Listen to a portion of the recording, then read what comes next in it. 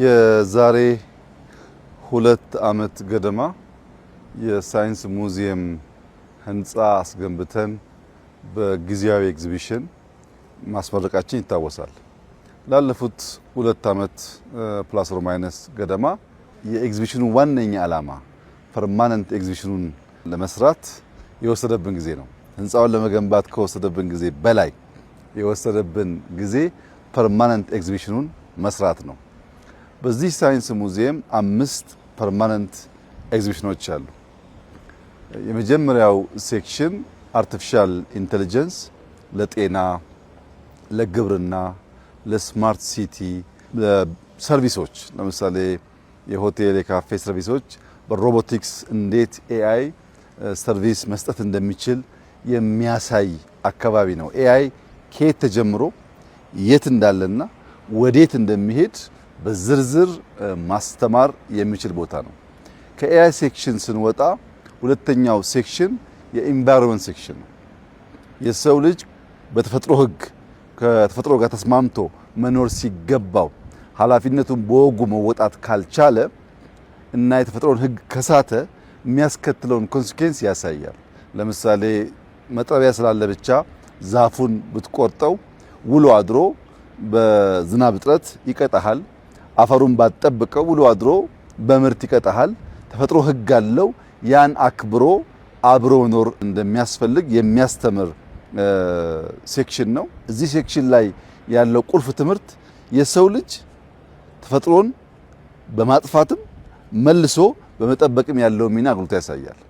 ሶስተኛው ሴክሽን የግብርና ሴክሽን ነው። ኢትዮጵያ እንደሚታወቀው ግብርናን በዓለም ላይ ከጀመሩ ጥቂት ሀገራት ወይም ቀደምቶቹ አንዷ ናት።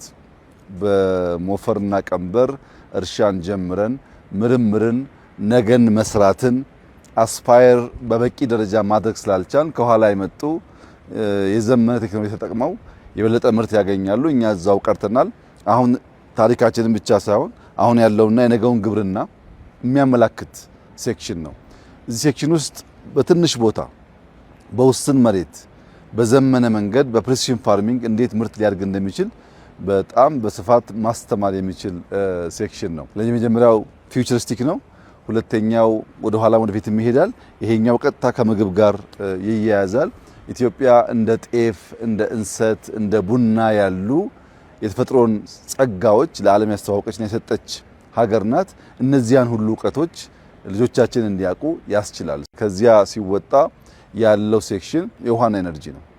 ውሃ ከአተም ጀምሮ እንዴት ኮምባይን አድርጎ ውሃ እንደሚሆን፣ እንዴት እንደሚበላሽ፣ እንዴት ምግብ እንደሚሆን፣ እንዴት ለግብርና እንደሚያገለግል፣ እንዴት ኤነርጂ እንደሚሆን በጣም አስደማሚ በሆነ መንገድ ያሳያል። በተለይ ሞዴሎቹ ከኤነርጂ አንጻር የሶላር ኤነርጂ አለ፣ የጂኦተርማል አለ፣ የኒውክሌር አለ፣ የፊዥን አለ፣ የሃይድሮ ፓወር በተለይ ህዳሴ ሞዴሉ እንዳለ ተቀምጧል። እነዚህ ሁሉ ወደ ህዳሴ ሄዶ ማየት የማይችል ሰው፣ የዊንድ ፋርምን ማየት የማይችል ሰው፣ የሶላር ፋርምን ማየት የማይችል ሰው እዚህ ሆኖ ብዙ ትምህርት ያገኝበታል። ከዚያ ሲወጣ ያለው ሴክሽን የስፔስ እና የአየር ሴክሽን ነው። በዚህ ሴክሽን ውስጥ መቼም በቀላሉ አክሰስ ልናደርጋቸው የማንችላቸው በጣም በርካታ ነገሮች አሉ። ሄሊኮፕተር የሊዮናርዶ የጣሊያን ኩባንያ የሰጠን የሲሙሌሽን አለ። ማንም ሰው ሄሊኮፕተሩን ትክክለኛው ሄሊኮፕተር ገብቶ እያበረረ ማየት ይችላል። የአስትሮኖት ስፔስ እንዴት እንቅስቃሴ እንደሚደረግ ዘሆል ሲስተሙን ስፔስ ውስጥ እንዳለን እያሰብን የምናይበት ማቴሪያል አለ። ከዛ ደግሞ የቦይንግ 777 ሲሙሌሽን ደግሞ ኦሪጂናሉ አለ ምን በርበት። ከዛ አልፎ በጣም በርካታ የኤር ትራፊክ ማኔጅመንት ሲስተምን የሚያሳይ የዩኤቪን ማኑፋክቸሪንግ እና ቴክኖሎጂ የሚያሳይ በጣም ብዙ አስደማሚ ነገሮች አሉ። በድምሩ እነዚህ 5 ሴክሽኖች 2 ዓመት የፈጀበት ዋነኛው ምክንያት እነዚህን እቃዎች አሟልቶ ፐርማነንት ኤግዚቢሽን ለመጀመር በጣም ከፍተኛ ሪሶርስ ይፈልጋል። በውስጥ የያዘው ሀብት ህንፃውን 2 3 4 5 እጥፍ ይበልጣል። ህንፃው ያለው ዋጋና በውስጥ ያለው ዋጋ አንድ አይደለም። የስፔሱን ብቻ እንኳን ብንወስድ የኤር ዲፓርትመንቱን ብቻ ብንወስድ ጂኢ አዲስ ኢንጂን አስቀምጧል። በጣም ውድ ነገር ነው። የ777 ሲሙሌሽን በጣም ውድ ነው። የሊዮናርዶ ሲሙሌሽን ሄሊኮፕተር በጣም ውድ ነገር ነው። እነዚህ ብቻ እንኳን በጣም ብዙ ብር ያወጣሉ ከህንፃው አንፃር ሲታይ። በዚህ ምክንያት ነው ላለፉት 2 ዓመታት ገደማ ከተለያየ ስቴክሆልደርስ እየተባበር በእኛ አቅም ብቻ የተሰራ ጉዳይ አይደለም። በዚሁ አጋጣሚ ጀነራል ኤሌክትሮኒክስ ጂኢን እንዲሁም ቦይንግን፣ ሊዮናርዶን፣ የተለያዩ ፈረንሳይ የዩኤኢ ኩባንያዎችን በሀገር ውስጥም ያሉ ኩባንያዎች ይህ ስራ ኦን እንዲሁ የተባበሩንን እጅግ አድርጌ ማመስገን እፈልጋለሁ። ጂኢ ባያግዘን፣ ቦይንግ ባያግዘን፣ ሊዮናርዶ ባያግዘን አሁን የምናየውን በጣም ውድ እቃዎች በእንደዚህ ባለ ጊዜ ውስጥ ልናሟላ አንችልም። በጣም በጣም በጣም ጠቃሚ ነገርና ነገን የምንሰራበት ሙዚየም እዚህ ነው ያለው። ኢትዮጵያውያን ነገን መስራት ነገን መለወጥ ከፈለጉ ልጆቻቸውን እዚህ ስፍራ ሊያመጣቸው ይገባል። ልጆች እዚህ ሲመጡ እንደኛ አይደሉም። ኢንተራክቲቭ ስለሆነ እያዩ እየነኩ በጣም በርካታ ነገር ይማራሉ። ከዚያም የነገ ማንነታቸው ሊወጣ ይችላል። ህፃናት ፓይለት መሆንን በሰማይ ላይ አየር እያዩ ከመመኘት አየሩን እያበረሩ የሚመኙ ይሆናሉ ማለት ነው። እየነኩት እያዩት ይመኛሉና ለልጆቻችን በጣም በጣም ጠቃሚ ነገር ነው። እንደ እውነት ለመናገር በድፍን አፍሪካ እንደዚህ ያለ የተሟላ ሳይንስ ሙዚየም ማግኘት አይቻልም። በሌላውም ዓለም ቢሆን በጣም በተለይ ፊቸሪስቲክስ ፓርቱ በጣም ውድና ብዙም የሚገኝ አይደለም እና ልጆቻችን ትልቅ እድል እንደሆነ ተገንዝበው ክረምቱን ይሄን ፐርማነንት ኤግዚቢሽን በማየት ብዙ ትምህርት እንዲቀስሙ በታላቅ ትህትና ማሳሰብ ፈልጋለሁ። ወላጆች በተቻለ መጠን ልጆቻቸውን አምጥተው ዝም ብሎ እየሮጡ ማየት ሳይሆን እያንዳንዱን ሴክሽን ኢንተራክቲቭ ነው፣ ጥያቄና መልስ አለው፣ የሚነካ ነገር አለው። እሱን ሁሉ እየሞከሩ ልጆች መማር አለባቸው። በየትኛውም ዩኒቨርሲቲ ላብ አይገኙም እነዚህ እቃዎች።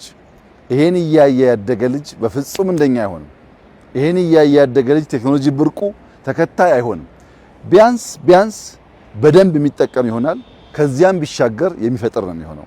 ያ እንዲሆን ክረምቱን በተለይ ተማሪዎች፣ መምህራን፣ ተመራማሪዎች ነገን መስራት ማየት መለማመድ የሚፈልጉ ሰዎች በሙሉ ሳይንስ ሙዚየም ቋሚ ኤግዚቢሽን እየመጡ መመልከት አለባቸው። እኛ እንዳያችሁ በጣም ተደመናል።